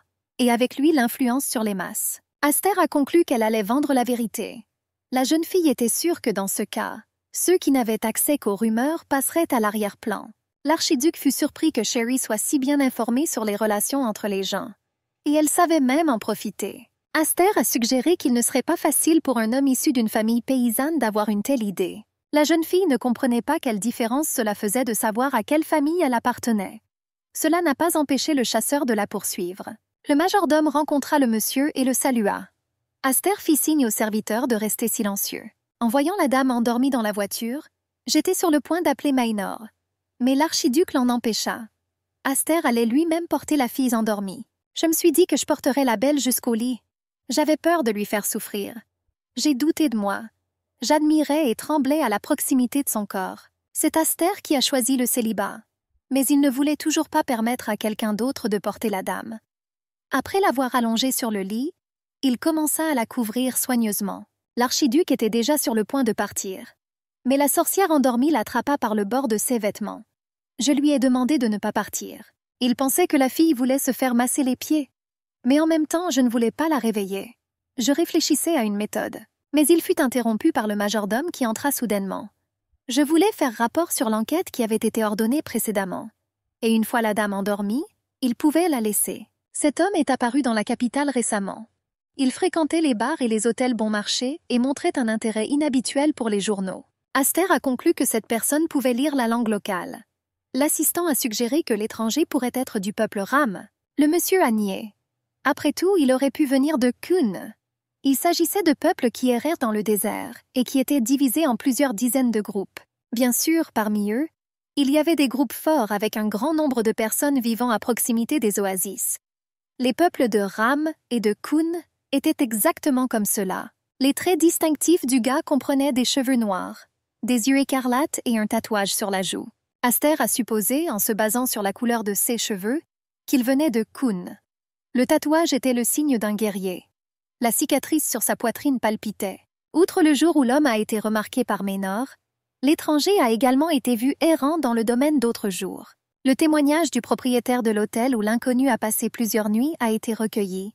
C'était comme s'il cherchait quelque chose, car il lisait les journaux tous les matins. Aster se souvint comment, en réponse à sa question sur le désert. La fille marmonna quelque chose d'inaudible et changea de sujet. Et elle a également demandé qui était le duc Shubaiden. Il a supposé qu'il pourrait y avoir une sorte de lien entre ces individus. Et j'ai décidé de le rencontrer en personne. En pensant à cette rencontre, pour une raison quelconque, tout à l'intérieur de l'archiduc semblait tourner sans raison particulière. Il a demandé qu'une surveillance soit mise en place pour l'instant. Chéri s'est réveillée dans son lit. Les rayons du soleil passaient à travers les fenêtres ouvertes. La fille s'étira de plaisir. J'ai bien dormi. Et pourquoi chaque fois qu'elle sortait quelque part, elle dormait toujours si profondément? Elle a remarqué qu'elle n'avait même pas changé de vêtements. Aujourd'hui, il faut appeler la servante, qu'elle dessine avec diligence depuis tout ce temps. Je voulais appeler quand tout le monde serait réuni. Mais d'abord, un bain. Chéri portait la toile dans ses mains. Les talons des chaussures claquaient sur le sol. La robe bleue soulignait la grâce et la beauté. La fille est entrée et m'a souhaité le bonjour. L'archiduc fut surpris de voir la jeune fille. J'ai fait une remarque. J'avais peur qu'elle ait attrapé froid. Chéri rit joyeusement. Elle ne pouvait pas tomber malade. Après tout, c'était le printemps maintenant. Elle nous a suggéré de regarder ce qu'elle avait apporté. La toile représentait une servante en uniforme strict et un bonnet blanc sur les cheveux. Le visage était impossible à distinguer. L'homme a aimé le dessin. Le majordome et Théowald étaient ravis de revoir leur maîtresse. Chéri a admis qu'elle voulait leur montrer quelque chose d'incroyable. Elle a demandé de fermer la porte et les fenêtres. Elle voulait vraiment montrer à tout le monde à quel point elle était capable. Elle a prononcé des bêtises. Je viens de dire le premier sort qui m'est venu à l'esprit. Elle a fait un signe de la main. Une jeune fille qui venait d'être représentée dans le tableau est apparue devant les personnes présentes. La servante était vêtue d'une robe uniforme et d'une casquette. Les yeux fermés, la sorcière toucha la tête du serviteur créé. Elle m'a ordonné d'ouvrir les yeux. Elle a obéi. Elle ouvrit grand les yeux et regarda son créateur. La servante s'approcha de la sorcière. Ses bras s'enroulèrent autour de sa maîtresse. Des émotions de bonheur et de gratitude ont envahi la servante dès le premier instant de leur rencontre. La fille a salué l'hôtesse. Elle a demandé de lui donner un nom. Elle a dit qu'elle était née juste pour elle. Et je voulais lui demander un nom. Chéri a nommé la fille Juliette. Elle a dit qu'elle aurait désormais recours à une femme de ménage. La femme de chambre aimait vraiment le nom. Elle a remercié sa maîtresse pour cela. Ceux qui ont observé cela ont été surpris. Une fille créée comme une vraie personne. Le majordome était ravi. Avant sa mort, il a réussi à avoir un événement sans précédent. La sorcière ordonna à Juliette de prendre soin du marié comme elle aurait pris soin d'elle-même. Et pour améliorer les relations avec Theowild et Maynor, la servante s'est conformée aux exigences. L'archiduc admirait le fait que la servante ne le trahirait plus jamais. Elle ne regardait que son créateur. Et elle obéit aux ordres de la fille sans poser de questions. L'homme se tourna vers Chéri. Il l'a avertie d'être prudente. Après tout, la fille possédait quelque chose de trop rare et de trop précieux. Sa fiancée Harry. Elle a admis que tout allait bien. Avant de mourir, elle la tuera aussi. Aster était étonné par ce que la fille avait fait. L'homme réfléchit. Il croisa les mains devant lui. Ses yeux brillèrent. Cette création est un territoire divin. L'archiduc pensait aux magiciens de la peinture. La plupart d'entre eux n'avaient aucun talent pour le dessin. Mais le talent de la jeune fille pourrait attirer sur elle une attention indésirable. Chéri savait qu'elle était douée en dessin, bien sûr. Mais qu'en est-il de la vraie Chéri? Elle a été surprise par les paroles de l'homme. Le blond se leva de sa chaise. Il ferma les yeux. Il admit que, bien sûr, la fille aurait pu parfaitement gérer la situation elle-même. Chéri sourit et se tourna vers l'archiduc. Elle a demandé quand il pourrait aller à Terra Navos. L'homme regarda attentivement la mariée. Il a dit qu'il avait déjà tout réfléchi. Chéri était très curieuse de savoir ce qu'il faisait. Le blond sourit. Il a déclaré que la jeune fille pourrait bientôt tout savoir. Et il avait aussi besoin de lui dire quelque chose. Il a admis qu'ils avaient arrêté ces marchands d'esclaves. Dans quelques jours, la jeune fille devra témoigner au tribunal. Chéri ne se souvenait plus vraiment de rien. Elle était heureuse que son témoignage ait déjà été enregistré à ce moment-là. Elle répondit aux paroles de l'archiduc par son consentement. Et Aster a également suggéré d'aller faire une promenade après l'audience. Il y avait une jolie ruelle à côté du palais de justice. C'était un endroit idéal pour se détendre. Chéri était très heureuse. Un sourire satisfait apparut sur son visage. Bien sûr, cela ne la dérangeait pas. La fille a trouvé que c'était très bien là-bas, puisque c'est le marié lui-même qui le lui a proposé. La sorcière voulait déjà s'y rendre au plus vite. Le majestueux palais de justice s'élevait dans les nuages. Des colonnes de marbre soutenaient de gracieux balcons. C'était intéressant de voir comment le jugement a eu lieu dans ce monde. Chéri regarda l'impressionnante structure avec appréhension. Elle savait qu'il serait préférable de ne pas s'approcher du palais de justice. L'archiduc a donné le numéro de l'affaire. 429-20. Il a dit qu'ils étaient revenus pour témoigner. Le commis les invita à le suivre. Aster a admis qu'il avait besoin d'aller se préparer. Il suggéra à la sorcière de rester où elle était. Au moment de partir, l'accompagnatrice lui expliquera tout. À l'intérieur du palais de justice, la magie était bloquée. Maintenant, Chéri comprenait pourquoi l'homme lui avait dit ce matin-là qu'elle n'avait pas besoin d'emporter du papier et des pinceaux avec elle. La sorcière suivit l'archiduc du regard. Je me demandais où il était allé. Était-ce vraiment une salle de conférence? L'employé a proposé d'accompagner la jeune fille chez elle. Chéri se demandait ce qu'elle devait faire. Peut-être aurait-elle dû lire le journal pendant qu'elle attendait. La fille s'est assise sur un canapé doux et confortable. J'ai pris la presse dans mes mains. Un article sur la chute du prix des rubis a attiré mon attention. Comparé aux rumeurs d'amour, le journal contenait beaucoup d'informations sur Chéri elle-même. La fille a décidé de leur pardonner pour cela. L'employé tenait une boîte contenant un masque facial. Il a demandé à la dame témoin de le mettre et de passer par une certaine porte. La fille a accepté. Il devint alors clair que cette porte mystérieuse était l'entrée de la salle d'audience. Elle mit un masque sur son visage et entra dans la pièce spacieuse. J'ai remarqué qu'il y avait des gens à genoux au centre de la salle. Leur visage disait « Je suis un marchand d'esclaves ». J'ai décidé d'examiner de plus près qui était le juge. La surprise de la jeune fille ne connaissait pas de limite. Elle a même légèrement ouvert la bouche. Son fiancé, Astor, était assis dans le fauteuil du juge estimé. La fille était choquée. Chéri regarda fixement le juge. Elle a été agréablement surprise. Waouh! La sorcière n'arrivait même pas à y croire. Aster est-il vraiment un juge? L'archiduc avait un air très sévère. Il regarda la fille attentivement. Le regard n'exprimait rien. L'officier du tribunal tenait dans ses mains un dossier rempli de documents. Il a été annoncé que c'était le tour du témoin suivant. Plusieurs hommes étaient ligotés dans la salle d'audience. On a demandé à Chéri d'observer attentivement les visages des personnes devant elle. La sorcière dit qu'elle les reconnaissait. On lui a demandé si elle en était sûre. La fille était absolument sûre de ses paroles. 3 lectures correspondantes ont été obtenues. L'employé a demandé que la peine de mort soit prononcée contre les criminels. Chéri se demandait si c'était vraiment aussi simple. La voix résonnante du juge en chef résonna dans le silence retentissant de la salle. Il s'est levé de son siège. Il était prêt à annoncer sa décision. L'article 8 du Code prévoyait la peine de mort pour la traite des esclaves. Le sort des 2 accusés était décidé. Ils ont été condamnés à mort. La sorcière attendait l'archiduc après l'audience dans une salle spacieuse. La jeune fille admirait son marié. Il était à la fois sexy et intelligent. Elle admirait et se demandait comment la robe noire d'un juge pouvait si bien convenir à l'archiduc. Son cœur battait à tout rompre. La fille rougit même un peu de plaisir. Elle était ravie. Je voulais comprendre ce qu'elle devait faire maintenant. Aster s'approcha silencieusement. Il regarda la fille. Je lui ai demandé si tout allait bien. Sherry s'éclaircit la gorge. Elle m'a demandé de ne pas m'inquiéter. L'homme soupçonnait que la sorcière était probablement mal à l'aise. Merci d'avoir attendu. Le blond tendit la main à sa fiancée. Il a suggéré d'aller se promener pour tromper l'ennui. La fille n'a pas réfléchi longtemps. Les cerisiers en fleurs laissaient tomber leurs pétales délicats sur le chemin. Sherry et son compagnon marchaient lentement le long de l'allée. Ils étaient entourés d'une beauté incroyable. La fille a demandé à Aster depuis combien de temps il était juge. L'archiduc était surpris. Ne savait-elle vraiment pas? La fille n'avait aucun moyen de le savoir. L'homme regarda la fille. Je me suis excusée. Il a dit que ceux qui l'entouraient connaissaient chaque petit détail à son sujet. Il a donc décidé qu'elle savait tout aussi. Sherry a tout résumé.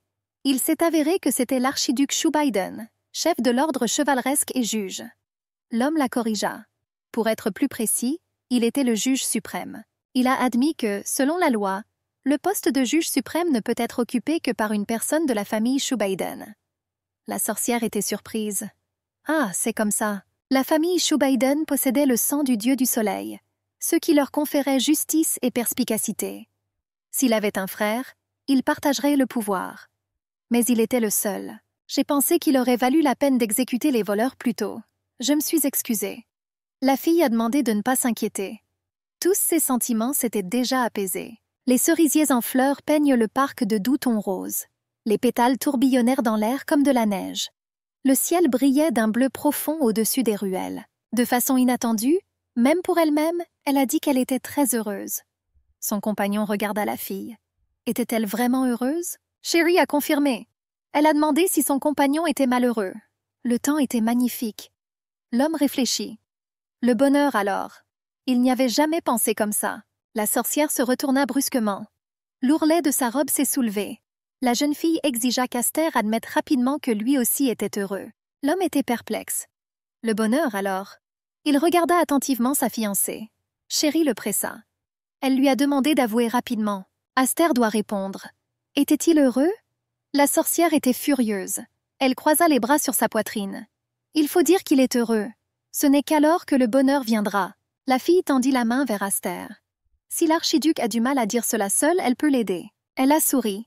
Elle a promis de le faire pour lui et il serait heureux. Elle a dit que Aster soit heureuse. J'étais sûre qu'il serait heureux. Et tout ça parce que la sorcière va certainement le rendre comme ça. Jusqu'à la fin de leur promenade, l'archiduc n'a jamais dit qu'il était heureux. Le vent jouait avec les branches roses des cerisiers en fleurs. La nature a créé une image magique. L'air était rempli du doux parfum des fleurs. Pour une raison quelconque, Sherry pensait que le marié était de bonne humeur. Le chef de Terranavos était très excité. Les mains tremblantes, il tenait le papier avec le message. Interrogé sur son appareil photo, il a ordonné qu'on l'apporte immédiatement. Nous avons trouvé tout de suite ce dont nous avions besoin. La question suivante concernait son manteau. Le manteau lui fut également remis à la hâte. Les employés parlaient entre eux. Qu'est-il arrivé à ma tête ce matin? Ils étaient perplexes. Quel genre de lettre l'a tant bouleversé? L'homme s'adressa à ses subordonnés. Il m'a demandé de ne pas aller nulle part aujourd'hui et de le suivre. Averti d'une énorme sensation. Le bâtiment blanc comme neige dominait les ruelles bien entretenues. Les colonnes de marbre scintillaient au soleil. Les journalistes ont suivi de près ce qui se passait. Ils ont pris des notes dans leurs cahiers. L'archiduc porta avec précaution la fourchette contenant la friandise aux lèvres de la mariée. Les joues de Sherry se teintèrent d'un léger rougissement d'embarras et de plaisir. Aster a complimenté la fille. J'ai remarqué qu'elle était belle quand elle mangeait. Le blond se plaignait que sa fiancée était irrésistible même en mangeant. L'arôme délicat et le goût exquis des plats ont amené la jeune fille à exprimer sa reconnaissance ravie. Elle a dit au marié que la friandise était incroyablement délicieuse. Sherry a pris sa fourchette. J'ai piqué un petit morceau de viande. Elle le porta aux lèvres de l'archiduc. Je lui ai suggéré de l'essayer aussi. La friandise a disparu dans la bouche d'Aster. Comme prévu, les Terranavos accoururent immédiatement après avoir reçu l'offre de l'archiduc. L'homme a suggéré de publier toutes les nouvelles et même les interviews uniquement en Terran. Pour eux, C'était une excellente occasion de se débarrasser de la princesse et de son soutien. Mais il semblait très surpris. Nous n'avons même pas essayé une bouchée du délicieux menu proposé. Et cela ne pouvait pas être autorisé. Sherry a décidé qu'elle devrait finalement s'absenter un moment. Elle m'a demandé d'inventer quelque chose pour quand les journalistes demanderaient une interview au marié. L'homme a accepté. La sorcière se tourna vers la servante. Elle a appelé pour la suivre. La servante accepta docilement de suivre sa maîtresse. Bloomberg a observé la sorcière. En passant devant les journalistes, la jeune fille anticipait la sortie de l'article du lendemain. Sherry tenait ses paumes sous le robinet. L'eau chaude lui a lavé les mains. La fille était satisfaite. Tout s'est bien passé. La sorcière a remarqué que tout se passait bien. J'ai regardé mon reflet dans le miroir. Eh bien, la vie pourrait-elle vraiment être aussi parfaite? Et elle avait un beau visage. Comment les plans peuvent-ils être si parfaits? La femme de chambre était ravie. J'ai partagé l'opinion de la dame. Les deux filles étaient tendues. Ils ont entendu du bruit. Y a-t-il vraiment une attaque et je dois courir à nouveau? Cela semblait être quelque chose d'urgent. Était-il nécessaire de vérifier? Juliette s'inquiétait pour sa maîtresse et sa sécurité. La fille a suggéré de regarder d'abord. La sorcière accepta. La femme de chambre ouvrit brusquement la fenêtre. J'ai regardé dehors. Les yeux de Sherry s'écarquillèrent de surprise. Il y avait un homme debout sous la fenêtre avec un tatouage sur le visage et une capuche sur la tête. Tout le monde pouvait dire qu'il était très méfiant. La fille pensait qu'il valait mieux ne pas s'en prendre à lui. Il fallait fermer la fenêtre rapidement. Sherry a déjà pris sa décision. Mais elle entendit l'étranger prononcer son nom et fut stupéfaite. La fille s'est excusée pour sa longue absence. Elle ne voulait pas du tout le faire attendre. J'avais peur que toute la nourriture soit déjà froide. L'homme s'est inquiété. Nia était pâle, comme si elle avait vu un fantôme. On lui a demandé si elle allait bien. La sorcière s'inquiétait de son teint. L'archiduc regarda attentivement sa fiancée. Je ne croyais pas à ces paroles selon lesquelles tout allait bien. La sorcière se rendit compte qu'elle avait mal agi. Elle murmura à l'oreille du marié qu'ils auraient dû parler dans la voiture. Pour ce faire, ils devaient s'échapper le plus rapidement possible. L'archiduc écouta ces paroles. Ils ont décidé que c'est ce qu'ils feraient. Il a reculé la chaise. Je me suis levée de table, j'ai touché la fille. Il leur a informé qu'il était temps pour eux de partir. Sherry était surprise. Depuis quand le toucher est-il devenu si courant? La jeune fille leva son visage embarrassé vers son marié. Et pourtant, la sorcière ne pouvait s'empêcher de penser. Qui était l'homme qu'elle et la servante avaient revu à la fenêtre? Quand ils montèrent dans la voiture, Aster se tourna vers la fille. Selon lui, il était temps de lui dire ce qui s'était réellement passé. Sherry savait qu'il n'était certainement pas à l'intérieur. Mais elle ne comprenait pas ce qu'elle avait besoin de dire. Elle a commencé son histoire lentement. Elle a admis que lorsqu'elle était aux toilettes, un homme a frappé à la fenêtre de l'extérieur. L'interlocuteur était surpris. J'ai remarqué que c'était très bien que Juliette soit à côté d'elle. La fille était d'accord avec sa remarque. Elle a dit que, de manière inattendue, cet homme l'a appelée par son vrai nom. L'archiduc se tendit. J'ai regardé Sherry attentivement. J'ai remarqué que la fille avait dit auparavant que sa mémoire ne lui était pas encore complètement revenue. La sorcière a confirmé que c'était exactement comme cela que cela s'était passé. Aster réfléchit. La fille n'a même pas essayé de le récupérer correctement. Elle ne semblait pas le vouloir. J'ai demandé la raison d'une telle réticence. La voiture roulait sur la route. La sorcière a admis qu'elle vivait plutôt bien maintenant. Alors avait-elle besoin de retrouver ses souvenirs? Le puissant cheval hennit soudainement bruyamment et se cabra. La servante réussit à la prévenir en criant à sa maîtresse de faire attention. Sherry était perdue dans des pensées anxieuses. C'était trop calme ces derniers temps. Serait-ce vraiment possible que ce soit encore les assassins? Soudain, ils se retrouvèrent sur la route. L'archiduc prit sa fiancée dans ses bras. Il m'a assuré qu'il ne s'agissait pas de tueurs à gages. Un homme mystérieux se tenait devant eux. Aster a exigé une explication. En tant que chef de l'ordre chevaleresque, il avait le droit d'arrêter l'étranger en fonction de sa réponse. L'homme ignora les paroles de l'archiduc. Il regarda attentivement la sorcière. Son attention fut attirée par l'expression de son visage lorsqu'il l'appela par son nom. Il a dit qu'il se souvenait de l'aversion de Sherry pour les voitures. Il lui rappelait une cage. C'est pourquoi il a détruit la voiture. J'étais sûre qu'elle avait été mise là par la force. De plus, j'espérais que la fille s'amuserait. J'ai remarqué que c'était trop ennuyeux ici. Et elle a toujours aimé le divertissement. Sherry est devenue nerveuse. Elle pensait que cet inconnu n'était qu'un harceleur. Mais il s'est avéré qu'il était un véritable fou. Les yeux rouges de l'étranger brillèrent. Il a dit qu'il n'avait pas vu la fille depuis très longtemps. N'était-elle vraiment pas heureuse de le voir? La main tendue de l'homme se figea dans l'air. Il se tourna vers la fille. Il leur a suggéré de retourner dans leur paradis. Aster s'est enflammé. Il s'est exclamé. Quel genre de bêtises l'étranger disait-il? La sorcière a remarqué que son fiancé était très en colère. Elle s'accrocha à l'archiduc par peur et se cacha derrière son dos. Elle a dit que l'étranger l'avait simplement prise pour quelqu'un d'autre. Elle a dit que son nom était Titania. Mais l'homme en noir a accusé la fille de mentir. La sorcière a insisté sur le fait qu'elle était la fille illégitime du vicomte Oberon. Et je ne savais pas qui était Chéri. L'étranger a demandé pourquoi la fille continuait à prétendre qu'ils ne se connaissaient pas. Seules paroles sur ce qui se passerait si elle ne le connaissait pas restèrent inachevées. Chéri s'exclama avec colère qu'il devait alors montrer son visage. Parce qu'il l'a caché. Comment peut-elle deviner qui il est vraiment? L'étranger se demandait. Se pourrait-il qu'elle ait réellement perdu la mémoire? Si c'était une blague, ce n'était pas drôle du tout. L'homme a jeté sa capuche. Il lui montra son visage qu'elle avait tant aimé auparavant. Il lui a demandé si elle ne se souvenait toujours pas de lui.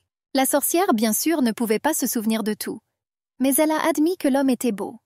Mais l'archiduc le reconnut. Il a dit qu'il le reconnaissait. L'archiduc reconnut l'étranger. Kun Gaïcha. C'était le premier laculme du peuple Kun. Le blond demanda d'un air moqueur si son interlocuteur avait fait une erreur. Tatouage sur le visage, yeux écarlates et cheveux noirs. Il avait vu ce visage depuis longtemps.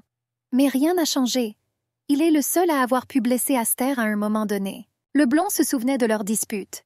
Il a admis que son interlocuteur était la seule personne capable de se protéger de son épée. La sorcière se rappela que le roman parlait de la terrible blessure d'Aster, reçue à la guerre. Serait-ce vraiment lui qui avait fait ça? Et même en mentionnant le quatrième méchant. L'archiduc demanda pourquoi il était soudainement apparu ici. Il n'a pas vu Gaïcha même pendant la guerre, à laquelle sont arrivés tous les peuples du désert. La sorcière a essayé d'en savoir plus sur les peuples du désert et de la Culme. Elle demanda à l'archiduc si l'étranger pouvait vraiment être plus fort que son fiancé. Entre l'Empire Terran et les autres pays, il y avait un désert. Et autour de l'oasis vivaient différents peuples.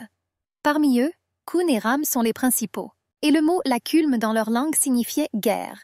Leur interlocuteur était le plus fort parmi les laculmes du peuple Kun. L'étranger toucha son oreille de manière démonstrative. « Je n'ai pas compris de quoi tu parlais. » Il a fait comme si c'était bruyant pour lui. Se plaignit que l'archiduc faisait des histoires. Le blond décida de clarifier. Cela signifiait-il que son interlocuteur ne se souvenait pas de lui? L'étranger a rapporté qu'il l'avait vu à côté de Chéri. J'ai entendu des blagues sur leur fiançailles. La brune restait immobile. Son regard était fixé sur la fille. Chéri regarda également l'étranger. L'homme sourit. Il suggéra que si la sorcière voulait rester ici, alors laissez-la le faire. Il a demandé de ne pas le faire attendre trop longtemps. Chéri n'a pas eu le temps de répondre.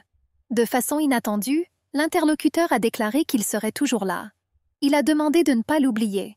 Il a admis qu'il ne pouvait pas vivre sans elle. J'ai dit quelques mots d'adieu. Il a promis de se rencontrer bientôt. Disparu aussi soudainement qu'il est apparu. Chéri était perplexe. Comment a-t-il pu partir comme ça? L'archiduc se figea. Le marié n'a pas dit un mot. L'atmosphère est devenue plutôt gênante. La sorcière se demandait quel genre de relation Kun Gaishu avait avec la quatrième méchante, puisqu'il était si doux avec elle. La sorcière réfléchissait. Je passais en revue les options. J'ai imaginé qu'ils avaient peut-être traversé le désert ensemble. Ou alors nous sommes tombés amoureux l'un de l'autre là-bas. Je me demandais si la relation entre l'archiduc et Gaïcha était également tirée du roman. La fille a aimé ça. Elle pensait que c'était cool. La sorcière tourna son attention vers la route. Il y avait une voiture qui était garée là. Leur véhicule a été détruit. Elle ne comprenait pas comment ils allaient revenir maintenant. Chéri s'adressa poliment au marié. J'ai demandé comment ils pouvaient rentrer chez eux. Je n'ai pas attendu de réponse. Elle appela à nouveau l'archiduc par son nom. Le ciel au-dessus de leur tête était lumineux et le soleil brillait. Il y avait du silence tout autour. Le marié ne lui a pas répondu. Aster fixait un point sans cligner des yeux. La jeune fille appela à nouveau l'archiduc par son nom. J'ai essayé de le sortir de son état de réflexion. Le blond se redressa. J'ai demandé à la fille ce qui s'était passé. Chéri a insisté pour qu'il rentre chez eux. Aster lui attrapa la tête. Je me suis excusée auprès de la fille. Il est convenu que c'est ce qui devrait être fait. Il a dit qu'il avait décidé d'appeler le ballon. La sorcière poussa un cri d'impatience. Elle ne savait pas ce qu'était un ballon. Les modèles réduits d'avions me sont venus à l'esprit. Une structure intéressante planait au-dessus d'eux. L'archiduc était parfois suivi illégalement alors qu'il pilotait cet appareil. C'est pourquoi il ne l'a pas encore appelé. De retour en ballon, Aster a immédiatement contacté Terra Navos et signalé l'attaque. Le responsable de la publication souhaitait savoir s'il savait quelque chose sur le voleur. Selon l'archiduc, l'agresseur ressemblait à un guerrier du désert. Cela signifiait-il que Terran était à nouveau en danger? La réponse était négative. Mais même si tel était le cas, l'archiduc Shubaiden serait certainement capable de protéger Terran. La sorcière buvait du thé dans une tasse en porcelaine. J'ai demandé combien de journaux ont été vendus hier. Le responsable de la publication hésitait. Il semblait qu'il ne voulait pas l'admettre. Il s'est avéré que pour la première fois dans l'histoire, ils ont tout vendu propre. La publication a réalisé des ventes complètes. Bloomberg était ravi. Sherry a offert une friandise au directeur général du journal. Elle a demandé que la boîte soit remise aux travailleurs blessés. L'homme s'est intéressé à ce que c'était. Sherry sourit.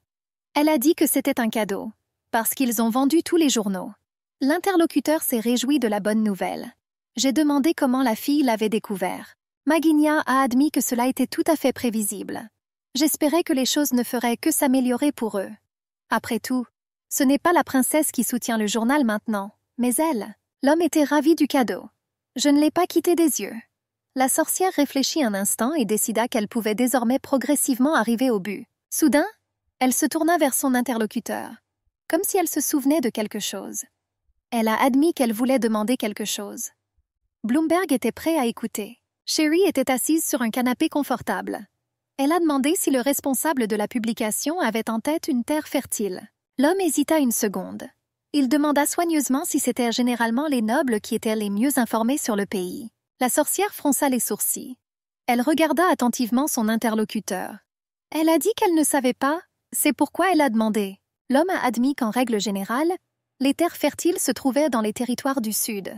Mais ils avaient déjà des propriétaires. Il décida que c'était parce que prendre soin des terres attribuées par Sa Majesté l'Empereur était la tâche des nobles seigneurs. Sherry se demandait ce qu'il aurait pu dire à propos des terres inutiles à l'époque. L'interlocuteur a admis qu'on peut en apprendre davantage à leur sujet dans les livres fonciers du palais. D'après les maigres connaissances de Bloomberg, Evershall était précisément une telle terre. Ils étaient à la frontière du désert. Les émeutes n'ont donc pas cessé. Il y a une dizaine d'années, le seigneur féodal de ces terres est décédé. Et maintenant, ces terres appartenaient au palais impérial. Sherry a sincèrement remercié son interlocuteur. Elle avait besoin de cette information. L'homme lui a demandé comment elle pouvait utiliser ces terres. Maginia a demandé s'il y avait un complexe hôtelier à Terran où toute la famille pourrait se détendre. Bloomberg y a réfléchi. Il ne savait rien de la station. La fille était ravie. Elle a dit que nous devions attendre. Il sera le premier à annoncer la nouvelle.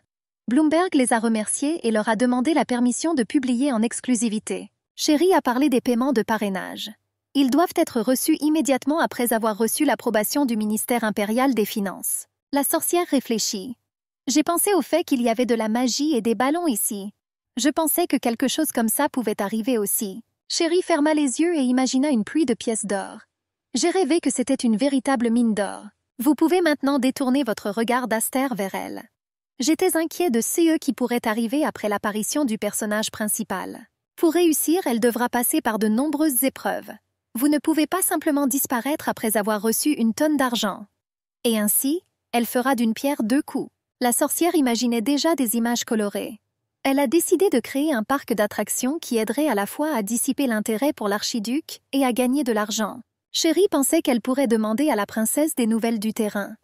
Il lui semblait qu'elle était déjà, dans une certaine mesure, préparée à une vieillesse confortable. Soudain, je me suis souvenu de l'étranger en noir. J'ai compris que des problèmes pourraient survenir si quelque chose de similaire à celui d'hier se reproduisait. La fille y a réfléchi. Les yeux regardaient un point. Je réfléchissais. Il est peut-être temps de l'appeler « elle ». Sherry est sortie. C'était une belle journée ensoleillée. La fille a compris que « elle » était assez grande. Il fallait donc trouver un endroit spacieux. Soudain, la sorcière s'arrêta. Un bruit parvint à ses oreilles. Sherry écoutait. L'archiduc s'entraînait avec son épée sous le soleil éclatant. Ses longs cheveux blonds étaient tirés en arrière en une queue de cheval haute. Le visage exprimait la concentration. Sherry regarda l'archiduc avec embarras. Son torse nu et musclé était accrocheur et impressionnant. Elle n'en croyait pas à ses yeux. Après s'être raclé la gorge, la jeune fille décida de déranger Aster. Elle a appelé son nom à haute voix. L'archiduc se tourna vers la voix. En voyant la fille, Il a demandé si quelque chose s'était passé. La sorcière essaya mentalement de raisonner avec elle-même. Elle a rapporté qu'elle avait finalement terminé le chat qui la protégerait. Alors je cherchais un endroit où je pourrais l'appeler. La fille a prévenu de la taille de l'animal. Chérie a dit que si vous l'appeliez dans le jardin, elle écraserait toutes les fleurs. Elle s'est excusée de t'avoir distrait de ton entraînement. La sorcière ne quittait pas le regard de son interlocuteur. Il y avait de l'admiration dans ses yeux. Je me demandais si c'était normal qu'il se promène aussi nu. L'archiduc a dit que tout allait bien. Cela semble être le résultat du fait qu'elle vit avec lui. Chérie hésita. J'ai demandé si c'était bien de s'entraîner à la maison. Aster a aimé. C'est tellement merveilleux de ne pas être dérangé par des regards agaçants. La sorcière a précisé qu'il ne parlait pas de mercenaires. Se pourrait-il qu'il y ait des magiciens quelque part? Le blond ne savait pas comment ça fonctionnait. Mais quand il s'entraînait, il s'assurait que les dames le voyaient. Chérie était étonnée du genre d'émission en direct qu'il y a dans ce monde. L'archiduc demanda à la jeune fille d'attendre un peu. Il voulait changer de vêtements et demander à Ménor d'apporter le tableau. La sorcière accepta. Et c'est ce qu'ils firent. L'homme blond marchait lentement sur le chemin. Son dos musclé attirait le regard de la jeune fille. Chérie se figea, admirant sa silhouette athlétique. Le cœur de la fille est devenu fou. Toutes ses pensées étaient occupées par l'homme et son incroyable beauté. Chérie se serra les tempes. Le visage est devenu rouge. La fille a appelé à de bonnes pensées. Comment pouvait-elle penser à ce bel homme d'une manière aussi inappropriée? Soudain, ses pensées furent interrompues. Elle a entendu son nom? Elle regarda à nouveau la voix. Aster n'est pas venu seul. Il était suivi par des serviteurs fidèles. Alors qu'ils nettoyaient le garde-manger, ils ont entendu un bruit intéressant. La nouvelle est venue avec le maître. La fille rayonnait. Elle était seulement heureuse d'être spectatrice. Théowald lui tendit la toile. Chérie a demandé à tout le monde de rester immobile et d'attendre. Elle a arraché la couverture. La toile représentait un énorme puma noir. Des motifs blancs étaient peints sur le front et la poitrine de l'animal. Tout le monde était ravi. Le réalisme de l'image a été noté. Les capacités de dessin de la fille étaient étonnantes. Chérie a remercié tout le monde pour leurs éloges. La sorcière tendit la main vers le tableau. Elle sourit joyeusement. « J'ai décidé? Ok, alors il est temps de se lever. » Une rafale de vent inattendue a tout emporté autour. La fille haleta. Elle entendit Aster l'appeler par son nom. La sorcière s'est retrouvée dans les bras de son époux. J'ai été surpris de voir à quel point ce pouvoir était puissant. Elle se pressa contre l'homme. Aster passa son bras autour de ses épaules. La sorcière soupçonnait que plus l'image était détaillée, plus il fallait d'efforts pour l'invoquer. Les serviteurs se penchèrent sur la jeune fille et l'appelèrent. Certains par leur nom, d'autres par l'hôtesse. Chérie a vu 3 visages à la fois. La fille a fait un bruit étrange. C'était soit une toux, soit un sanglot. Aster supposait qu'il lui était difficile de faire cela, et lui a demandé d'arrêter. La pâleur de Chérie l'effrayait, mais la sorcière a dit qu'elle allait bien, ce dont ce chat avait vraiment besoin. Elle s'approcha du tableau et tendit une main tremblante. Le magicien du dessin a appelé le chat pour qu'il sorte. L'image s'est illuminée. Bientôt, des flux d'énergie magique commencèrent à diverger d'elle dans différentes directions. Aster considérait cela comme dangereux pour la fille, et dans un désir de la protéger de l'inconnu, il passa son bras autour de ses épaules. Quelque chose d'inimaginable se produisait autour de nous. Bientôt, une patte noire griffue marcha sur l'herbe verte et douce. La mage dessinatrice était heureuse d'avoir enfin invoqué un gros chat, qui la protégera du danger. Chérie leva son doigt vers l'énorme museau. Elle a ordonné au chat de n'obéir qu'à elle. L'animal baissa immédiatement la tête. La fille serrait dans ses bras sa propre création. Je pensais que même si c'était dur pour elle, je ne voulais toujours pas lui demander de revenir sur la photo. J'aime tout, mais le nom Kissia m'offense, entendit le magicien. Le nom est le début du contrat. Il ne peut donc pas être modifié maintenant, ce qui signifie que vous devrez l'accepter. Et l'animal a demandé à son créateur de l'appeler par son nom le moins souvent possible. Les serviteurs présents furent surpris que le chat puisse parler. Kissia a demandé si elle avait vraiment interdiction de parler. Mais comme les gens étaient comme les serviteurs de sa maîtresse, elle était prête à l'endurer pour la première fois. Chérie était surprise par le caractère effronté du chat qu'elle avait dessiné. Elle a dit que son estomac gargouillait, et elle m'a demandé de lui apporter quelque chose à manger. La question de la viande s'est posée. Ce chat adorait manger des aliments crus ou frits. Elle a demandé du cru. Les yeux du prédateur brillaient. Aster lui a proposé un choix entre du bœuf, de l'agneau, du porc et du canard. Kissia a choisi le bœuf et a demandé qu'on lui trouve du bœuf marbré.